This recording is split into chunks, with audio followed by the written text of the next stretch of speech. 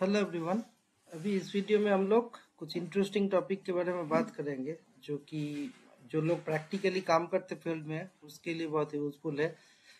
अक्सर देखा जाता है जियोफिजिक्स, स्पेशली आज रिस्ट्रिक्टेड करेंगे मैग्नेटिक सर्वे में। मैग्नेटिक सर्वे के बाद जो मैप प्रोड्यूस होता है वो मैप का इंटरप्रिटेशन में हम लोग टू द पॉइंट पिन पॉइंट करना चाहेंगे। Suppose based on magnetic map which will be the target zone, कैसे डिमार्केट करेंगे कौन सा एरिया इंपॉर्टेंस है for gold mineralization point of view. तो उसके लिए कुछ क्राइटेरिया फिक्स करेंगे। देखो, बेसिकली गोल्ड का मेटलोजेनिक एसोसिएशन, प्रोविंस, ये सब का तो प्रिलिमिनरी आइडिया होना ही चाहिए फर्स्ट ऑफ ऑल, क्योंकि जहाँ पे तुम किस टेरेन में काम कर रहे हो वो तो पहले जानना चाहिए। उसके बाद उसके ओवरऑल नॉलेज के बेसिस में आप 6 फैक्टर को तो कर ही सकते हो। Specially if we restrict on orogenic type Archean greenstone belt related deposits, तो नीचे से देखो, सबसे पहले हम लोग क्या देखेंगे, ग्रीनस्टोन बेल्ट सिग्नेचर देखना पड़ेगा। ग्रीनस्टोन बेल्ट में सबसे ज्यादा प्रोमिनेंट क्या है, मेटा वॉल्केनिक्स, स्पेशली मेटा बेसॉल्ट्स या मेटामॉर्फोस, जो मैफिक या थोड़ा बहुत अल्ट्रामाफिक सीक्वेंस है ना, उसमें देखा जाता है ज्यादा मिलता है। फेल्सिक काउंटर पार्ट में कम मिलता है, लेकिन फेल्सिक में अगर कोई इंट्रूशन हुआ लाइक ग्रानिटिक एपोफाइसिस, क्वार्ट्ज वेन, उसमें बहुत हाई रहेगा। लेकिन फेल्सिक जो रायोलाइट या फेल्सिक ग्रानाइट में वो ऐसा नहीं, उतना सच नहीं मिलता है। ठीक है, तो greenstone belt signature first, then intrusion related magnetic anomalies. So intrusion related magnetic anomalies मतलब दोनों चीज हो सकता है, बेसिक डाइक हो सकता है या फेल्सिक लाइक क्वार्ट्ज वेन हो सकता है। तो देखा जाता है क्वार्ट्ज फेल्सपैथिक वेन जो ये है ना, या ग्रानिटिक एपोफाइसिस, तो क्वार्ट्ज वेन बहुत कॉमन रहता है। माइक्रो क्रैक्स, वेनलेट्स, जो छोटे छोटे स्ट्रिंजरी क्वार्ट्ज वेन, वो सब बहुत इंपॉर्टेंट हो जाता है, या क्वार्ट्ज रीफ उसमें मिलता है। लेकिन बेसिक डाइट में सच नहीं मिलता है। तो अगेन इंट्रूशन रिलेटेड फीचर्स को आप आइडेंटिफाई कर सकते हो मैग्नेटिक लो से। Greenstone belt of course magnetic high दिखाएगा, जिसमें फेरोमैग्नीशियन मिनरल्स रहता है। आयरन के लिए तो मैग्नेटिक मेथड में हाई दिखाएगा। सो वही हाई जोन में जहां जहां लो जोन मिलेगा लीनियर पैटर्न में, वो देखना बहुत जरूरी है। Further magnetic destruction by alteration, कुछ कुछ जगह होता है, ये बहुत ट्रिकी है, जहां पे क्या होता है, मैग्नेटाइट डिस्ट्रक्शन हो जाता है। तो मैग्नेटाइट डिस्ट्रक्शन होके आयरन का दूसरा मिनरल बन जाता है, जैसे कभी कभी ये बन जाता है, जैसे पाइराइट बन जाता है, अदर ऑक्साइड्स भी बन सकता है। वो सब जगह पे मैग्नेटाइट तो हाई मैग्नेटिज्म दिखाएगा, लेकिन मैग्नेटाइट डिस्ट्रक्शन जगह, दैट मीन्स ऑल्टरेशन फीचर्स समझ में आ जाएगा इनडायरेक्टली। तो प्रोमिनेंट कुछ कुछ जोन मिलेगा जहां पे सडनली देखोगे कि मैग्नेटिक लिनियमेंट का प्रॉब्लम हो जा रहा है। So magnetic lineament identification is also equally important. Then उसमें डिस्ट्रक्शन फीचर्स को देखना है। एंड मोर इम्पोर्टेंटली फाइनली सब नैरो डाउन करते करते आपको क्या दिखेगा कि detection of shear zone and faults. Shear zone and faults या मैग्नेटिक लिनियमेंट्स, ये सब सेम चीज एग्जैक्टली ऑलवेज नहीं है, क्योंकि देखो लिनियमेंट्स तो कोई ना कोई डिफॉर्मेशन की वजह से बनेगा, लेकिन वो डिफॉर्मेशन शेयरिंग की वजह से बनेगा। शेयरिंग के लिए जो फोल्ड बनता है, फोल्ड का जो एक्सेल प्लानर क्लीवेज बनता है, जो फोलिएशन बोलते हो, वो फोलिएशन भी इंपॉर्टेंट परमिएबल जोन बनता है फ्लूइड माइग्रेशन के लिए, एंड वो फ्लूइड इंटरेक्शन करके नया गोल्ड बन सकता है। तो हर एक चीज आइडेंटिफाई करना है। And most importantly lithological boundaries based on magnetic stripes, मतलब मैग्नेटिक हाई लो कैसे करके हो रहा है, ऑल ऑफ ए सडन हो रहा है या धीरे धीरे हो रहा है, वो चीज देखना है। सडनली मैग्नेटिक जोन अगर ये चेंज हो जा रहा है तो उसको बोलता है मैग्नेटिक डिसकॉन्टिन्यूटी, जो फॉल्स या जो उनका इम्पोर्टेंट आइडेंटिफाइंग फीचर्स होता है, क्राइटेरिया होता है। तो ओवरऑल अगर बहुत सारा केस स्टडी हुआ है, उसी के बेसिस में मैं बोल रहा हूँ। तो ये जो 6 चीज है ना, ये चीज के बेसिस में बहुत सारा जगह पे डिस्कवर हुआ भी है। तो उसके लिए अलग अलग clue, significance, example and reference के साथ ये दिया है, आप चाहे तो पॉज करके देख सकते हो। नेक्स्ट मेन जो क्वेश्चन है, मैग्नेटिक प्रॉपर्टी से जियोफिजिक्स से कर सकते हो, अल्टीमेटली मैग्नेटिक से नैरो डाउन करने के बाद आईपी करना है, फिर डीप ड्रिलिंग तो करना ही है ना। तो इसमें एक क्वेश्चन बहुत इंपॉर्टेंट है, व्हाई। देखो स्ट्रक्चर्स तो बहुत टाइप का स्ट्रक्चर्स है, फॉल्ट, शियर जोन, लेकिन देखा जाता है जो वाइड बड़ा रीजनल शियर जोन या फॉल्ट जोन होता है ना, उसमें सच गोल्ड कुछ नहीं रहता है। गोल्ड रहता है जिसको फर्स्ट ऑर्डर बोलते हैं ना, जो ब्रॉड बड़ा रीजनल स्केल को।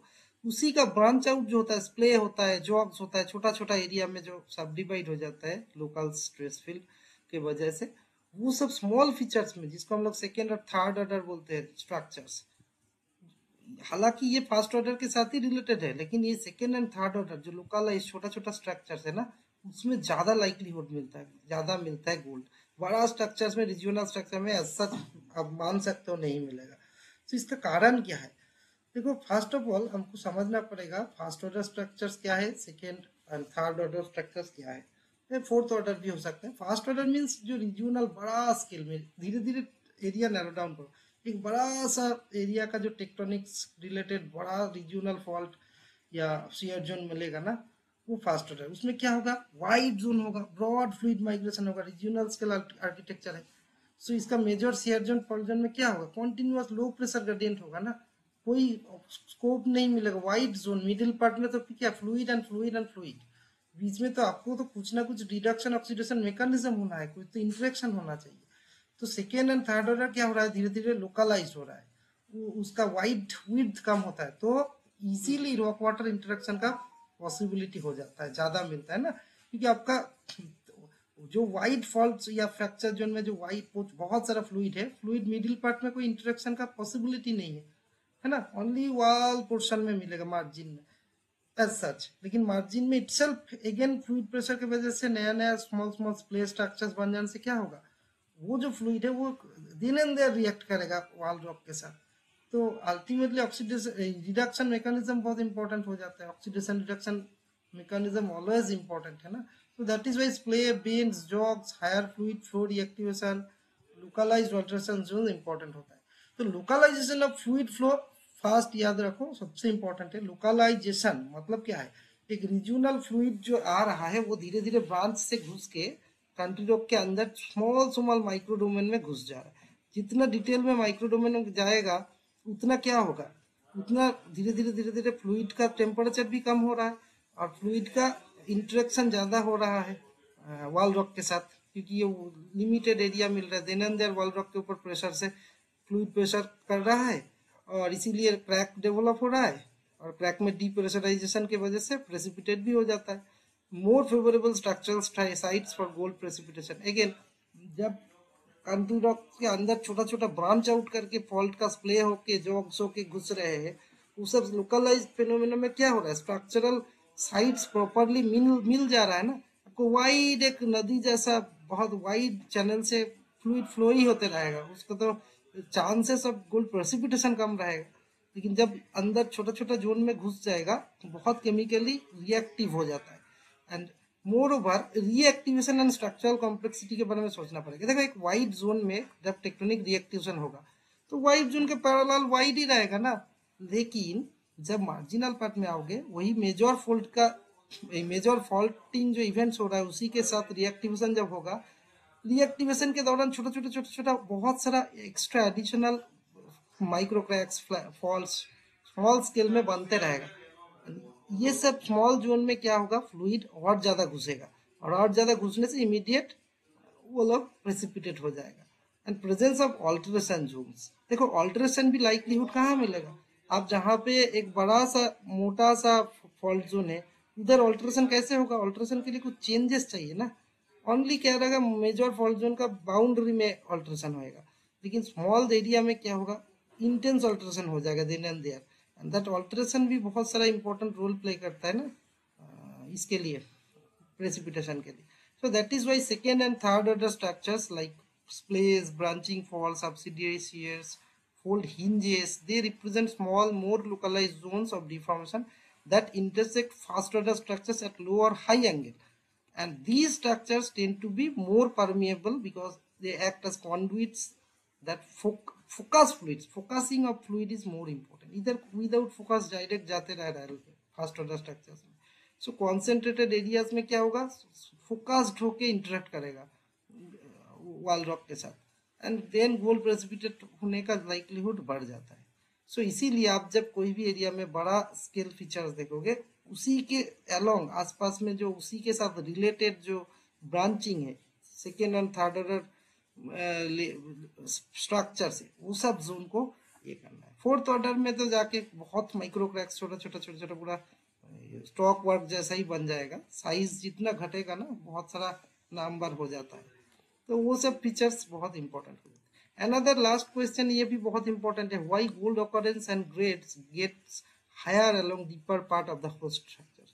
कोई भी fault zone, fracture zone, even नीचे से देखोगे, जितना नीचे जाओगे अब जो जिस स्ट्रक्चर्स में होल्ड कर रहा है, सपोज एक वॉल्केनो सेडिमेंट्री या कोई मैफिक वॉल्केनिक्स, मेटा वॉल्केनिक्स है, ग्रीनस्टोन बेल्ट का, उसी में जो फ्रैक्चर जोन या शियर जोन है, आर्टिफिशियल एनवायरनमेंट में फ्रैक्चर बोलेंगे, जितना डीपर जाओगे ब्रिटल डक्टाइल ट्रांजिशन होएगा, उसको हम लोग शियर जोन ज्यादा दिखेगा।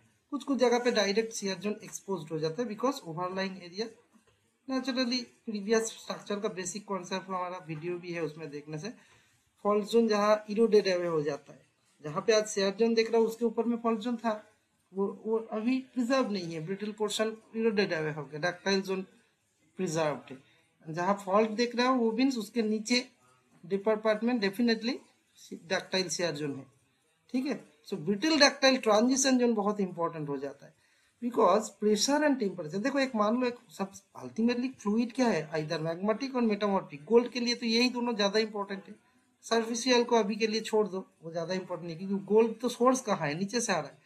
तो गोल्ड सोर्स को लेके जब कोई फ्लूइड आ रहा है, मेटामॉर्फिक या मैग्मेटिक फ्लूइड आ रहा है, so gold fluid, gold fast क्या करेगा, फास्ट फास्ट जहाँ पे इमीडिएट उसको स्कोप मिलेगा, गोल्ड एनरिच है तो एनरिच मैंने लिक्विड में गोल्ड एलिमेंटल अबंडेंस ज्यादा रहेगा शुरू में, तो वो सबसे ज्यादा पहले ही डिपॉजिट होने का प्रयास करेगा। जितना ऊपर जाओगे सब तो डिपॉजिट होके भी जो बच रहा है धीरे धीरे ऊपर की तरफ आएगा ना। एंड मोर ओवर आपको जब प्रेशर टेम्परेचर ड्रॉप होएगा, वो धीरे धीरे क्या करेगा, प्रेशर टेम्परेचर ड्रॉप होने से वो प्रेसिपिटेट होने का कोशिश करेगा, है ना। तो जितना ऊपर की तरफ जाओगे प्रेशर टेम्परेचर कम हो रहा है, सो पहले ही जितना प्रेशर टेम्परेचर फॉल होगा, high on the other hand high temperature जगह पे थोड़ा केमिकल रिएक्शन ज्यादा अच्छा होता है। तो वॉल रॉक इंट्रोडक्शन एक नाइदर बहुत लो लो प्रेशर और temperature nor very high pressure, एक पर्टिकुलर डोमेन में रहता है। वो डोमेन देखा जाता है ब्रिटल डक्टाइल जो ट्रांजिशन है ना, उस रिजिम में, जहाँ पे एक रेंज के अंदर सबसे ज्यादा केमिकल एक्टिविटी सबसे अच्छी तरह होता है। तो प्रेशर एंड टेम्परेचर जो होता है सॉल्युबिलिटी को ये करता है, कंट्रोल करता है। हाई प्रेशर में क्या होगा ना, increase solubility of gold in fluids eight depth, enhance transport, solubility ज्यादा रहता है, धीरे धीरे ट्रांसपोर्टेशन कैपेबिलिटी भी घटेगा, समझना चाहिए ये चीज, पूरा बैलेंस का बात है। डीप फ्लूइड सोर्स क्या है, hotter metal rich magmatic and metamorphic source तो उधर नीचे ही ज्यादा है ना। सो जितना ऊपर की तरफ आओगे सोर्स कम हो गया, मेटल कैरिंग कैपेसिटी कम हो गया, तो इसीलिए लोअर पार्ट में सबसे ज्यादा मिलेगा। एंड ब्यूटिल डक्टाइल ट्रांजिशन में fast starting of dilation zone सबसे ज्यादा अच्छा होता है, तो इमीडिएट सबसे ज्यादा तो उधर ही प्रेसिपिटेट हो जाएगा, बाकी चीज आएगा धीरे धीरे धीरे धीरे, जितना एज वी मूव अपवर्ड धीरे धीरे घटते रहेगा, है ना। एंड फ्लूइड फ्लो भी इंपॉर्टेंट है, हर फैक्टर एक्चुअली एक सिंगल प्रोसेस के साथ ही रिलेटेड है। Deep structure provide long lived permeability, जितना सरफेशियल स्ट्रक्चर जाओगे वो बहुत कॉमन बनेगा, लेकिन लॉन्ग लिव्ड नेचुरली। और केमिकल ट्रैपिंग जो बोल रहा था, gradual decompression and chemical reaction at depth precipitate gold, decompression gradually होगा, सरफेस में क्या बहुत फास्ट होता है। कोई भी चीज एक ऑप्टिमम रेट होना चाहिए, ज्यादा ज्यादा नहीं, ज्यादा कम भी नहीं।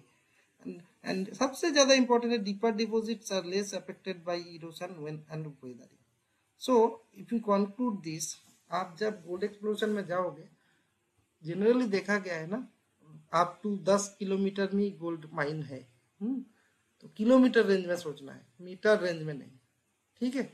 इवन मोस्ट इम्पोर्टेंटली जितना हमारा जो टेक्नोलॉजी है उसका उसका लिमिटेशन भी समझना है। तो generally up to 2-3 kilometer 4 kilometer तो बहुत कॉमन है, हाँ? मीटर स्केल में ऐसा ज्यादा सच नहीं होता है, ये जस्ट नीचे का चीज का ही हैलो मान सकते हो, नीचे ज्यादा है उसी का ओवरऑल रिप्रेजेंटेशन है। अब पॉइंट इज दैट आप कैसे करके खोदोगे, कितना नीचे जाओगे, क्योंकि लॉट ऑफ कॉस्ट इन्वॉल्व, तो इसी के लिए जियोफिजिक्स यूज होता है। बट ये बेसिक फंडामेंटल चीज जानना बहुत जरूरी है, chemical trapping, fluid flow, structural condition, है ना, फ्लूइड सोर्स, प्रेशर टेम्परेचर का कैसे बैलेंस होना है, reservation potential, all are relevant. So that is the reason. I hope you understood. Thank you.